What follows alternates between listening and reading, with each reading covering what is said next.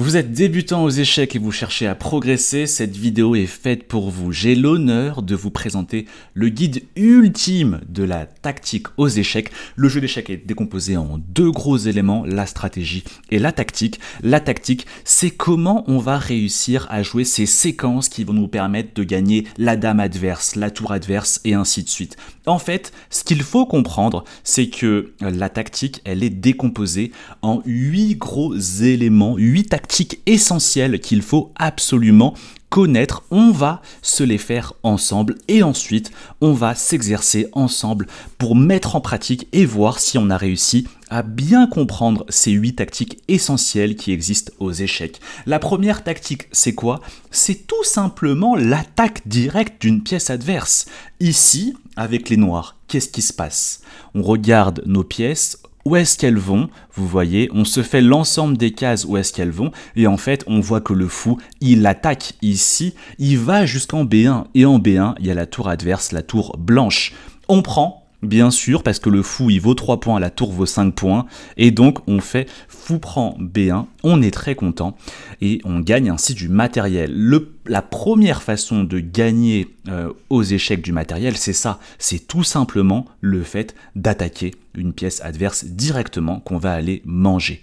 Allez, on passe à la deuxième tactique essentielle aux échecs, c'est déjà un peu plus élaboré, c'est le thème du clouage. Alors qu'est-ce que c'est que le clouage ? Le clouage, c'est quand vous avez une pièce qui ne peut pas bouger parce que derrière, il y a une pièce encore plus importante que l'autre doit protéger. Et ça, forcément, c'est très intéressant pour nous. Pourquoi ? Parce que quand on attaque une pièce, le problème, c'est quoi ? C'est que la pièce adverse, elle va fuir.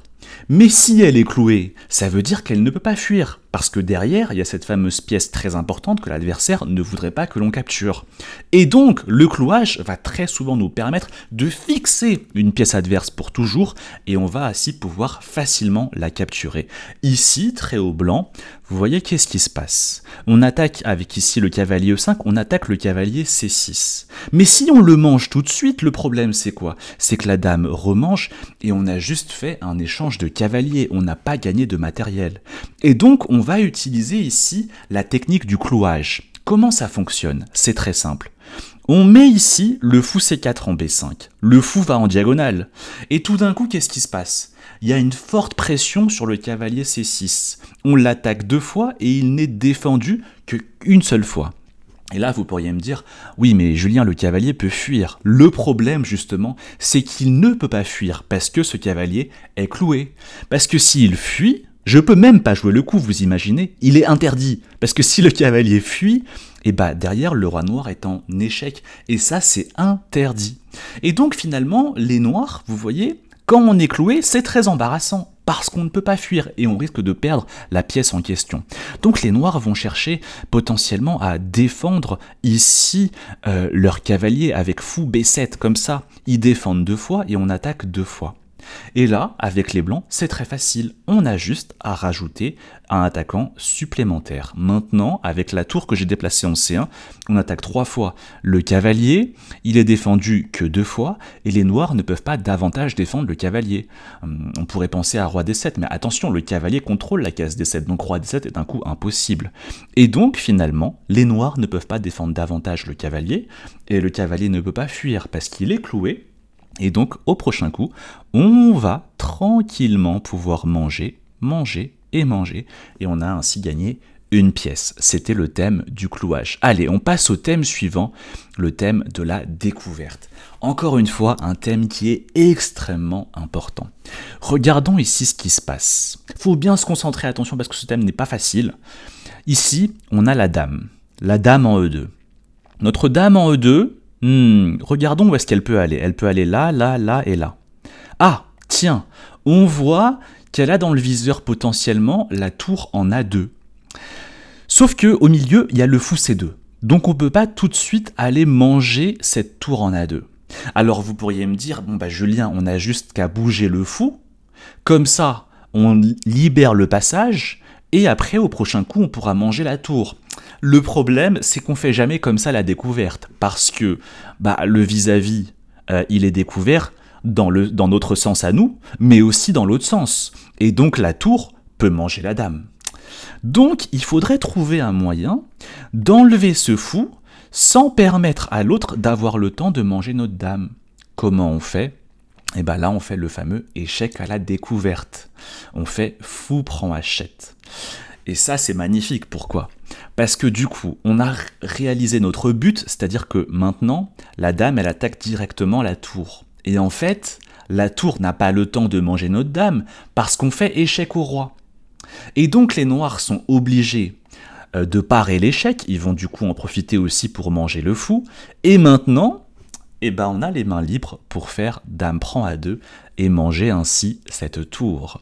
Et du coup, dans l'histoire, qu'est-ce qui s'est passé ? On a gagné le pion Hachette et la tour A2 en échange du fou C2. Le fou C2, ça vaut 3 points. La tour 5 et le pion 1. Donc on a gagné 6 points et on en a juste donné que 3. Et ça, c'est grâce à la technique de la découverte. À retenir, tout le temps, vous allez avoir la pièce au milieu qui va devoir partir très souvent sur échec, pour empêcher l'autre d'avoir le temps de manger la pièce dont vous avez découvert le vis-à-vis, et comme ça, vous avez les mains libres pour manger la pièce qui était dans le vis-à-vis. Ça, c'est la technique de la découverte. Allez, on enchaîne tout de suite avec la tactique de la pièce enfermée, 4e tactique essentielle à connaître aux échecs. Ici, on a l'impression qu'il n'y a pas de tactique, mais il y a un indice qui est très très très important. Regardez-moi ce fou C4. Il ne peut pas aller là parce qu'il se fait manger, il ne peut pas aller là parce qu'il se fait manger, il ne peut pas aller là parce qu'il se fait manger. Finalement, il n'a qu'une seule case où aller, la case B3. Il manque très clairement ici de cases libres ce fou. Et donc, on va en profiter pour l'enfermer. Alors comment on fait ? C'est facile. B5, on attaque ici le fou. Le fou, bon, il veut pas manger là, il se fait manger par le pion. S'il va là, il se fait manger par le pion. Il est obligé de reculer en B3. Et on continue à 4. Et c'est le drame, le fou est enfermé. S'il va là, il se fait manger. S'il va là, il se fait manger. S'il va là, il se fait manger. S'il va là, il se fait manger. On gagne une pièce. C'est la tactique de la pièce enfermée. Allez, on passe à la 5e tactique essentielle aux échecs. Elle est très dangereuse. Attention, il faut faire très attention à ça parce que on se le prend très souvent dans les ouvertures, notamment quand on est débutant aux échecs. C'est la fourchette de cavalier. Alors comment ça fonctionne ? C'est en fait quand on va utiliser notre cavalier pour faire une double attaque à l'adversaire, et très souvent ça va être notamment le roi adverse qu'on va attaquer sur échec. Là, qu'est-ce qu'on fait ? Avec les blancs, on joue le cavalier en D5, il peut aller en C7. Cavalier prend C7 et c'est la fourchette. Pourquoi on appelle ça fourchette ? Parce que regardez, si je fais les flèches de ce que attaque le cavalier, vous voyez, ça fait comme les fourches d'une fourchette. Vous voyez ? Et donc c'est pour ça qu'on appelle ça fourchette. Alors pourquoi c'est gravissime ? Parce qu'on pourrait se dire, bah Julien, tu attaques la dame, mais je vais juste déplacer la dame. Le problème c'est que justement vous ne pouvez pas, parce que le roi est en échec. Et donc on sait qu'aux échecs, quand on est en échec, il faut d'abord parer l'échec. Et donc le problème est assez grave ici pour les noirs. Parce qu'ils vont devoir bouger leur roi, et finalement le roi va bouger, et les noirs n'ont pas eu le temps de sauver leur dame, parce que justement, le cavalier, de par la fourchette, attaquait 2 pièces en même temps. Et maintenant, on a les mains libres pour manger la dame. On gagne quand même une dame en ayant juste investi un cavalier. C'est énorme. Et donc, c'est comme ça, la fourchette de cavalier, on gagne ainsi du matériel. Allez, on passe à la 6e tactique essentielle aux échecs, c'est encore une fourchette, mais cette fois une fourchette avec le pion. Regardez cette position, on a l'impression que les blancs ne sont pas très bien, parce qu'ils ont juste un cavalier et les noirs ils ont une tour. Mais en fait, les blancs ici vont gagner la partie grâce à la technique de la fourchette de pion. Regardez, c'est très malin. Je déplace mon pion G2 en G4, échec.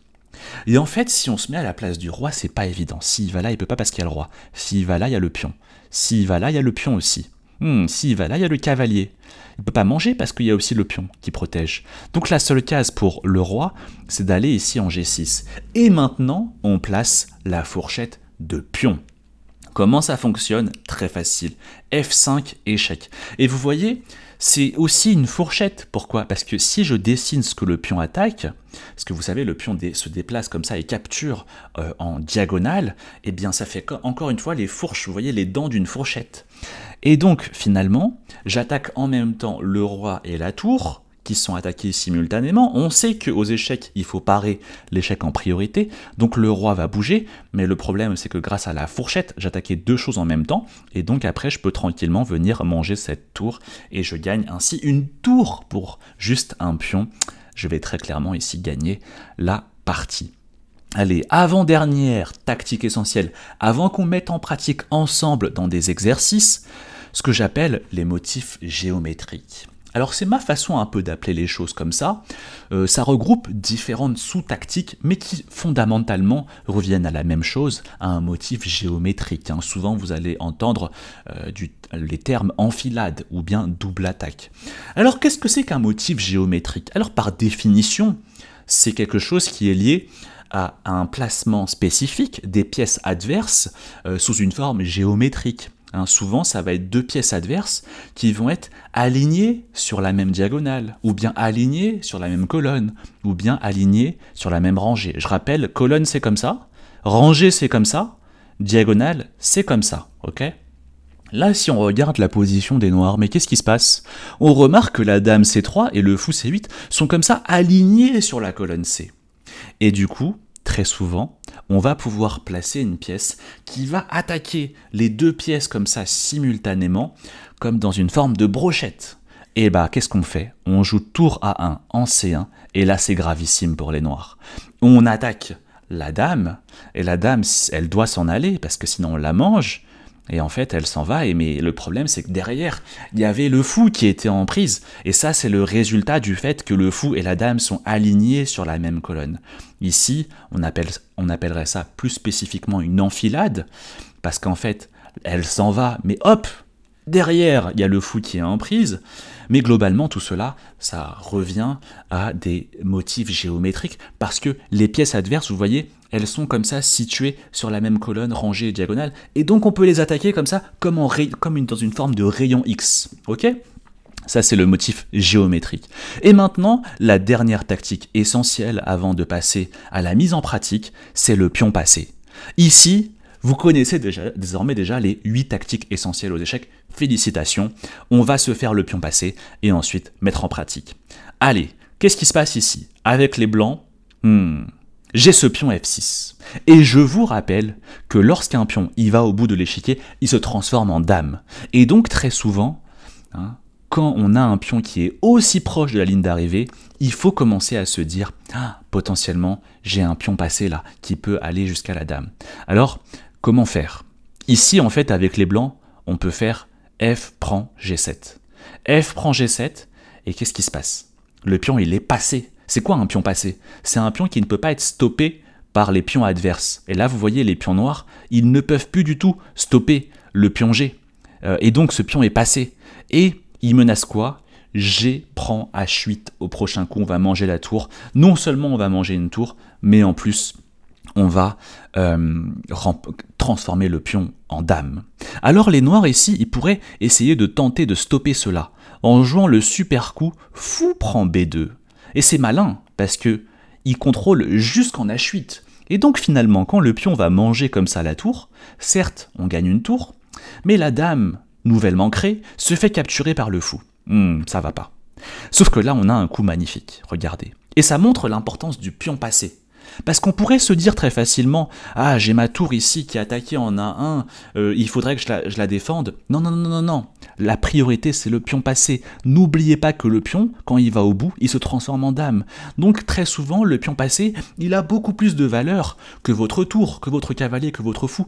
Et vous devez des fois être prêt à investir un cavalier, un fou ou une tour, si en échange, vous arrivez à promouvoir votre pion passé. Donc ce qui compte ici, c'est d'empêcher le fou de revenir. Et on le fait avec le magnifique petit coup C2 en C3. On bloque la diagonale du fou.